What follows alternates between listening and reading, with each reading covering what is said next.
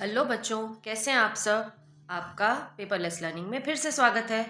आज हम हिंदी वीणा का पाठ 10 तीन मछलियाँ इसके प्रश्नोत्तर करेंगे तथा इसका अभ्यास कार्य करेंगे। तो आइए शुरू करते हैं। सबसे पहले बातचीत के लिए पहला प्रश्न, क्या आपने कभी नदी, पोखर या समुद्र तट का भ्रमण किया है? आपने वहाँ क्या क्या देखा? उत्तर है जी हाँ, मैंने एक बार समुद्र तट का भ्रमण किया था। मैंने वहाँ खारा पानी, लहरें, रेत, मछलियाँ, शंख, सीपियाँ, केकड़े आदि देखे। दूसरा प्रश्न, क्या किसी कार्य को भाग्य के भरोसे छोड़ना चाहिए? अपने उत्तर का कारण दीजिए। उत्तर है नहीं, किसी भी कार्य को भाग्य के भरोसे नहीं छोड़ना चाहिए, क्योंकि प्रयास व परिश्रम करने से ही सफलता प्राप्त होती है। केवल भाग्य पर भरोसा करने से कुछ हासिल नहीं होता। परिश्रम करके हम अपने भाग्य को भी बदल सकते हैं। तीसरा प्रश्न, यदि भविष्य मछुआरों से अपने प्राण नहीं बचा पाई, यदि उसके स्थान पर आप होते तो मछुआरों से अपने प्राण कैसे बचाते? उत्तर है, यदि भविष्य मछुआरों से अपने प्राण इसलिए नहीं बचा पाई क्योंकि वह भविष्य में आने वाली समस्याओं को भाग्य पर छोड़ देती थी तथा उसके लिए कोई तैयारी नहीं करती थी। यदि मैं उसके स्थान पर होती तो वह स्थान छोड़कर कहीं और चली जाती या मछलियों के झुंड से अलग होकर कहीं कोने में छुप जाती। चौथा प्रश्न, आपको कौन सी मछली सबसे अच्छी लगी और क्यों? उत्तर है, हमें अनागत विधाता मछली सबसे अच्छी लगी क्योंकि उसने भविष्य में आने वाले खतरों की योजना पहले से ही बना ली थी, जिससे उसने न केवल अपनी अपितु अन्य मछलियों की भी जान बचाई थी, जबकि प्रत्युत्पन्न मती केवल अपनी ही जान बचा पाई थी। अगला है पाठ से। पहला प्रश्न, निम्नलिखित प्रश्नों के सही उत्तर पर मछली का चिन्ह बनाइए। अब पहला प्रश्न है, अनागत विधाता को बहुत बुद्धिमान किस कारण से बताया गया है? पहला, नाम के अनुरूप स्वभाव होने के कारण। जी हाँ, उसका नाम के अनुरूप उसका स्वभाव था, तो इसलिए ये विकल्प सही है। सब कुछ भाग्य के भरोसे छोड़ देने और चिंता न करने के कारण। नहीं, ऐसा नहीं है। भविष्य की संभावित समस्याओं का हल पहले से ही निकाल लेने के कारण। जी हाँ, इसका ये विकल्प भी सही है। श्रम और चिंतन से बचने की प्रवृत्ति के कारण। ये विकल्प गलत है, तो इसके दो विकल्प सही हैं, पहला और तीसरा। प्रश्न ख, मछुआरों की बातें सुनकर सभी मछलियों ने सभा क्यों बुलाई? पहला, गपशप के लिए, अपने प्राण बचाने हेतु कोई उपाय ढूंढने के लिए, मछुआरों को अपने जाल में फंसाने के लिए, पास के दूसरे सरोवर में जाने के लिए। तो सही विकल्प है दूसरा, अपने प्राण बचाने हेतु कोई उपाय ढूंढने के लिए। अगला है तीसरा, ग, मछुआरों ने प्रत्युत्पन्न मती को जाल में से बाहर क्यों फेंक दिया? उन्हें जीवित मछलियां चाहिए थी। सही जवाब है, उनको जीवित और स्वस्थ मछलियां चाहिए थी, तो ये विकल्प सही है। उन्हें प्रत्युत्पन्न मती सुंदर नहीं लगी। जाल में बहुत अधिक मछलियां थी, उनसे जाल उठाया नहीं जा रहा था, तो ये तीनों विकल्प गलत है। सही विकल्प है पहला, उन्हें जीवित मछलियां चाहिए थी। घ, मछुआरों के जाल में कौन कौन सी मछलियां फंस गईं? अनागत विधाता, प्रत्युत्पन्नमती और अन्य सभी बड़ी मछलियां। नहीं, ये दोनों तो नहीं, अनागत विधाता तो नहीं फंसी थी, तो ये विकल्प गलत है। प्रत्युत्पन्नमती, यद भविष्य और अन्य सभी बड़ी मछलियां। जी हाँ, ये वाला उत्तर सही है, क्योंकि यही दोनों मछलियां फंसी थी, उनके साथ और बड़ी मछलियां भी फंसी थी। तीसरा विकल्प है अनागत विधाता और अन्य सभी बड़ी बड़ी मछलियां, तो ये भी गलत है। अनागत विधाता तो पानी छोड़कर, सरोवर छोड़कर चली गई थी। प्रत्युत्पन्नमती, यद भविष्य और अनागत विधाता, यह भी गलत है। जिस विकल्प में अनागत विधाता आ रहा है वो विकल्प गलत है, क्योंकि वो तो पहले ही जगह छोड़कर चली गई थी। तो सही उत्तर है विकल्प दूसरा, प्रत्युत्पन्नमती, यद भविष्य और अन्य सभी बड़ी बड़ी मछलियां। दूसरा प्रश्न, स्तंभ क और स्तंभ ख आपस में संबंध रखने वाले शब्दों व कथनों का मिलान करना है। अब एक आपको दिया है सुंदर। सुंदर क्या था? सरोवर था, उसका मिलान कर दिया। अब बाकी मिलान आपको करने हैं। अनागत विधाता कैसी थी? बुद्धिमती थी, तो इसका मिलान हमने बुद्धिमती से किया। प्रत्युत्पन्नमती कैसी थी? तीक्ष्ण व तीव्र बुद्धि की थी, तो ये उत्तर सही है। फिर बड़ी बड़ी मछलियां थी, है ना, तो इसका मिलान हमने मछलियों से कर दिया। और यद भविष्य आलसी थी, तो यद भविष्य का हमने मिलान आलसी से किया है। अगला है सोचिए और लिखिए।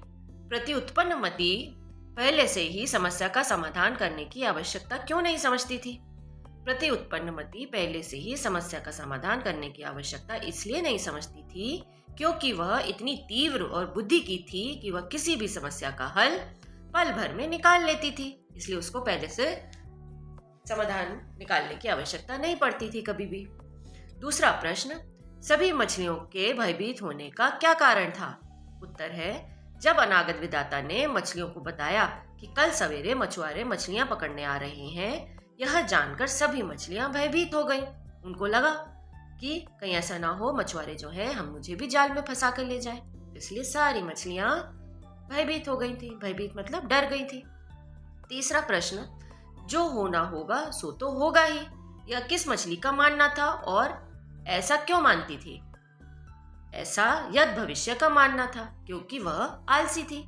उसका सोचना था कि भाग्य में जो लिखा है वो होकर रहेगा, इसलिए वह पहले से कोई तैयारी नहीं रखती थी।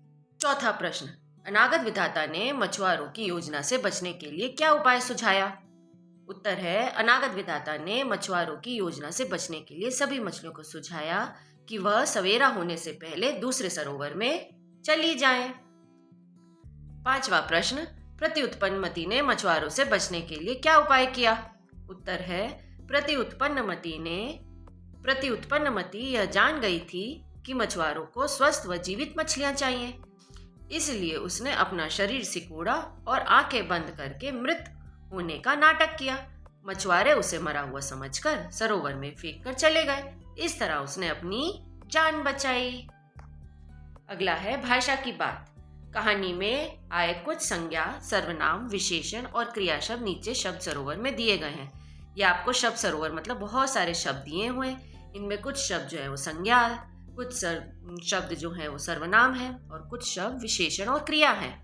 अब आपको इन सब शब्दों को अलग अलग छांट के अलग अलग उसको कैटेगराइज करना है।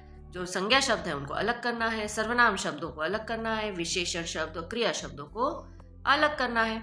तो ये आपके लिए मैंने किए हैं। ये सारे संज्ञा शब्द हैं, ये सब सर्वनाम, ये विशेषण और ये क्रिया।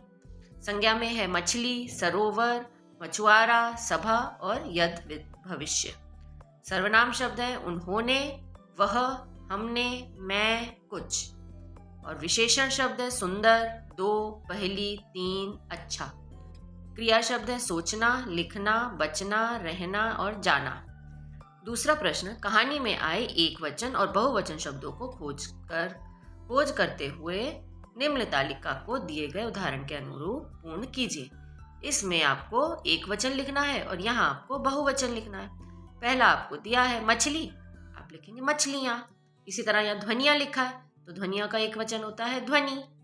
मैं का बहुवचन होता है हम। अब आपको दो और लिखने हैं, मैंने आपके लिए 3 लिखे हैं। अगर आपको इसमें से जो अच्छा लगे वो आप कोई 2 लिख सकते हैं, जैसे सभा का सभाएं, परिस्थिति परिस्थितियां, मछुआरा मछुआरे, या इसके अलावा कोई अगर आपको और पसंद आ रहा है तो आप कोई और शब्द भी ढूंढ कर लिख सकते हैं अपनी उत्तर पुस्तिका में। अगला है तीसरा प्रश्न, नीचे दिए गए उपयुक्त शब्दों से रिक्त स्थानों की पूर्ति कीजिए। ये शब्द आपको दिए गए हैं ने, में, को, के, का, की, पर। अब इससे आपको रिक्त स्थान पूरे करने हैं। पहला है मछुआरों का ध्यान पानी में सैर करती मछलियों पर गया। दूसरा, मछुआरों की बातें मछलियों ने सुन ली। वह कहने लगी कि मैं तो अपने इस पुराने निवास स्थान को छोड़कर कहीं नहीं जाऊंगी। उत्तर भारत के एक सुंदर सरोवर में 3 मछलियां रहती थी।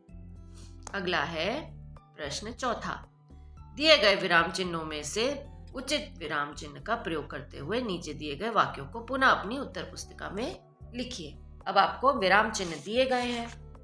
अब इन विराम चिन्हों को आपको इन वाक्यों में सही जगह पर लगाना है। जैसे ये जो है ये प्रश्नवाचक चिन्ह है ना, ये अल्प विराम है, ये पूर्ण विराम है, इसे कहते हैं विस्मयादि बोधक चिन्ह। और ये जो 2 हैं ये कहते हैं उद्धरण चिन्ह। उद्धरण चिन्ह का हम कब प्रयोग करते हैं? जब किसी की बात को हूबहू लिखा गया हो, किसी का डायलॉग अब बिना हेर फेर किए जैसा उसने कहा है वैसा ही अगर लिखा जाए तो इस उद्धरण चिन्ह का प्रयोग करते हैं और इसे कहते हैं हाइफन। जब दो शब्दों को मिलाने से बनता है, ये मिलाने पर ये हाइफन लगाया जाता है। प्रश्नवाचक चिन्ह तो आप जानते ही हैं कि कब लगता है, जब कोई प्रश्न होता है। तो आइए देखते हैं। एक समय की बात है, सेंटेंस खत्म होता है। जब सेंटेंस खत्म होता है, वाक्य खत्म होता है, तो हम पूर्ण विराम लगाते हैं। तो हमने इसके आगे पूर्ण विराम लगाया है। ख, पहला मछुआरा बोला। अब यहाँ लिखेंगे हम, बोला के बाद हम एक पॉज दे रहे हैं, है ना, रुक रहे हैं थोड़ा, तो हम यहाँ लगाएंगे अल्प विराम। और फिर हम मछुआरा ने क्या बोला वो हम पूरी लाइन हम एज इट इज लिख रहे हैं, बिना हेर फेर किए उसको वैसा ही लिख रहे हैं। इसलिए हम यहाँ पर शुरू में उद्धरण चिन्ह और आखिरी में उद्धरण चिन्ह लगाते हैं, यानी यहाँ से लेकर यहाँ तक की गई बात जो है वो पूरी हूबहू मछुआरे ने बोली है। इसलिए अरे देखो, अरे के आगे हमने क्या लगाया है, विस्मय आदि बोधक चिन्ह। आपने पढ़ा ही है, जब हम भावों को व्यक्त करते हैं तो विस्मय आदि बोधक चिन्ह लगाते हैं। अरे देखो इस सरोवर में कितनी बड़ी बड़ी, अब यहाँ दो शब्द जोड़ के लिखे गए हैं, बड़ी बड़ी, तो इसलिए यहाँ पर हाइफन लगेगा। मछलियां हैं, अब मछुआरे का डायलॉग खत्म हो गया है तो हमने ये जो उद्धरण चिन्ह है इसको बंद किया है और वाक्य भी खत्म हो रहा है, तो इसलिए हमने यहाँ पर पूर्ण विराम लगाया है। ग है, मछुआरों ने सरोवर में अनागत विधाता, प्रत्युत्पन्नमति, यद भविष्य, यानी ये तीनों अलग अलग नाम है, इसलिए हमने तीनों के बीच में अर्ध विराम अल्प विराम लगाया है। और बड़ी बड़ी के बीच में हमने हाइफन लगाया है। स्वस्थ मछलियां देखी, अब वाक्य खत्म हो रहा है इसलिए हमने यहाँ पर पूर्ण विराम लगाया है। चौथा है घ, हाँ, और इतनी सारी मछलियां एक ही जगह हमने पहले कभी नहीं देखी, दूसरा मछुआरा बोला। अब दूसरे मछुआरे ने जो बात बोली वो हमने एज इट इज लिखी है, बिना हेर फेर किए, इसलिए यहाँ पर हम उद्धरण चिन्ह का प्रयोग करेंगे। अब हाँ के बीच में हमने पॉज दिया है, हाँ, इसका मतलब यहाँ पर लगाएंगे अल्प विराम, और जब वाक्य खत्म हो रहा है तो पूर्ण विराम। अगला है आखिरी, पांचवा, मछुआरों की बातें तीनों मछलियों ने सुन ली। अब यहाँ सेंटेंस खत्म हो रहा है, वाक्य पूरा हो रहा है, तो इसलिए पूर्ण विराम लगेगा। बच्चों आपको विराम चिन्ह समझ में आए? चलिए अब आगे बढ़ते हैं। अनुमान और कल्पना। प्रत्युत्पन्नमति ने मछुआरों से बचने की योजना बनाई। यदि वह उसमें सफल न होती तो उसकी अन्य योजना क्या होती? अब प्रत्युत्पन्नमति ने क्या योजना बनाई थी कि उसने अपना शरीर सिकोड़ के आंखें बंद कर ली थी और मृत होने का नाटक किया था। अगर वो इस नाटक में सफल न होती तो वह दूसरी योजना क्या होती उसकी? तो उत्तर है, यदि प्रत्युत्पन्नमति की योजना सफल न होती तो वह जोर जोर से फड़फड़ाती और किसी तरह पानी में कूदने की कोशिश करती, या जाल में कोई छेद ढूंढकर उसमें से निकलने की कोशिश करती। जो मछुआरे जाल पकड़ते हैं उसमें कई बार छेद हो जाते हैं, तो वो उस छेद को ढूंढने का प्रयास करती। प्रश्न 2, क्या आपने समुद्र देखा है? अनुमान लगाकर बताइए कि समुद्र में इतना अधिक जल कहाँ से आता है। आपने समुद्र देखे होंगे, आपको पता है समुद्र में इतना जल कहाँ से आता है। आपने ईवीएस में पढ़ा होगा कि सारी नदियाँ वगैरह जो है वो कहाँ आके मिलती हैं, समुद्र में आके मिलती हैं। नदियों में पानी कहाँ से आता है? बारिश का पानी होता है, वो सारा समुद्र में आके मिलता है ना। तो उत्तर होगा हाँ, मैंने समुद्र देखा है। समुद्र में इतना अधिक पानी वर्षा से, नदियों से, बर्फ के पिघलने से आता है। प्रश्न 3, अपनी सूझबूझ के कारण प्रत्युत्पन्नमति मछुआरों से बच गई। मान लीजिए कि वह तैरकर पास के सरोवर में अपनी मित्र अनागत विधाता के पास पहुंच गई। दोनों में आपस में क्या क्या बातचीत हुई होगी, अपनी लेखन पुस्तिका में लिखिए। अनागत विधाता कहती है, अरे तुम यहाँ कैसे, तुमने अपनी जान कैसे बचाई? प्रत्युत्पन्नमति कहती है, मछुआरों को जीवित मछलियां चाहिए थी, इसलिए मैंने मरने का नाटक किया, जिस कारण उन्होंने मुझे पानी में फेंक दिया। फिर अनागत विधाता कहती है, चलो अच्छा हुआ तुम्हारी जान बच गई, पर यद भविष्य का क्या हुआ? प्रत्युत्पन्नमति कहती है, उसे और बाकी मछलियों को मछुआरे जाल में फंसा कर ले गए। अनागत विधाता कहती है, यह तो बहुत बुरा हुआ, यदि वह भी पहले से या कोई योजना बनाती तो वह भी बच जाती और आज हमारे साथ होती। प्रत्युत्पन्नमति कहती है, हाँ तुम ठीक कह रही हो। अब अगला है, पुस्तकालय से। विद्यालय के पुस्तकालय में जाकर कहानी में आए निम्नलिखित शब्दों के अर्थ शब्दकोश की सहायता से लिखिए। अब आपको कुछ शब्द दिए गए हैं, उनके अर्थ आपको शब्दकोश में से देखकर लिखने हैं। पहला शब्द है गाढ़ी। गाढ़ी मतलब घनिष्ठ, गहरी, पक्की वाली जो दोस्ती होती है ना, उसको कहते हैं गाढ़ी मित्रता। तो गाढ़ी मतलब घनिष्ठ और गहरी। दूसरा शब्द है विनोद। विनोद मतलब मनोरंजन। तीसरा शब्द है तीक्ष्ण। तीक्ष्ण का अर्थ होता है तेज, तीव्र। फिर चौथा शब्द है चिंतन, जिसका अर्थ है सोच विचार। पांचवा शब्द है विश्राम, जिसका अर्थ है आराम। छठा शब्द श्रम, इसका अर्थ है मेहनत। तो ये अभ्यास कार्य यहीं खत्म होता है, पाठ यहीं खत्म होता है और वीडियो भी यहीं खत्म होता है। अगर आपको इसके प्रश्नोत्तर और अभ्यास कार्य अच्छा लगा हो तो लाइक करें, वीडियो को शेयर करें और अगर अभी तक आपने सब्सक्राइब नहीं किया है तो चैनल को सब्सक्राइब करें और बेल आइकन दबाना ना भूलें। मिलते हैं अगले वीडियो में। बाय।